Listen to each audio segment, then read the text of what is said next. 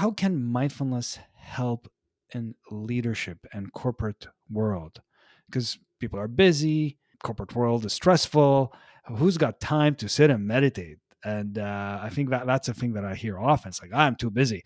What have you discovered there? And can you tell us about why is mindfulness important in organizations? It's, yeah, I think it's the key to organizations. In fact, for me, I think it's the key to transforming what's happening in the world at the moment, because I think so much of what Mm, happens in organizations is about pushing, it's about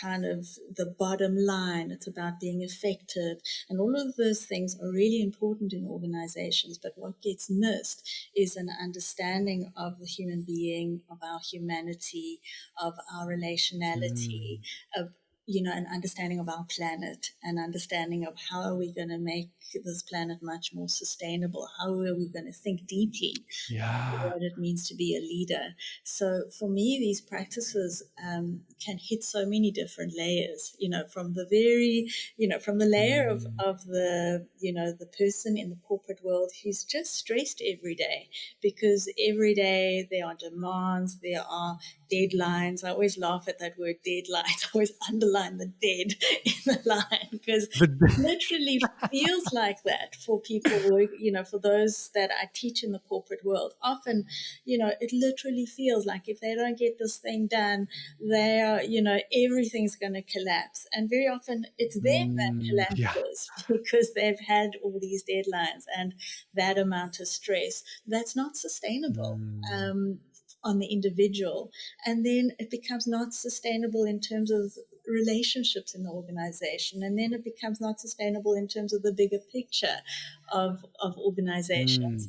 So there's so many different layers of which being more present, learning to slow down, learning to meet what's uncomfortable becomes the hugest mm, challenge for those in the corporate space, but also the hugest gift. So, it's taken a while. I've taught at this business school for some time, and it's always a bit mm. of a shock when I walk into the room with my meditation bells, and the students who are very type A are suddenly encouraged to slow down and meet themselves, because they're like, well, Mm. we're here to learn finance, we're here to learn, make more money.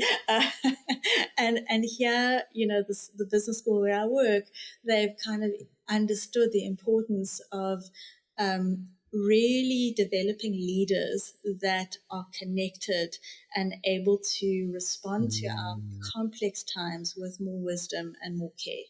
And that for me is, the essence of Wow. mindfulness practice, right? It's, of course, in MBSR, we're teaching it in order to manage stress, but it has so many deeper Mhm. layers to it, because ultimately we want to work towards how do we meet ourselves with more wisdom and compassion, and how do we meet Mm. each other with more wisdom and care, and then how do we meet the bigger organizational picture with those qualities. And very often in organizations, there are those values.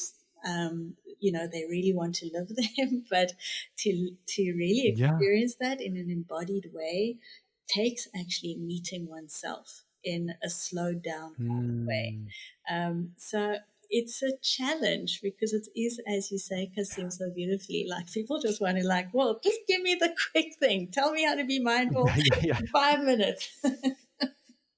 Yeah, it will fix everything. Give me a trick, like a quick strategy that no one knows that can just poof like this. Exactly.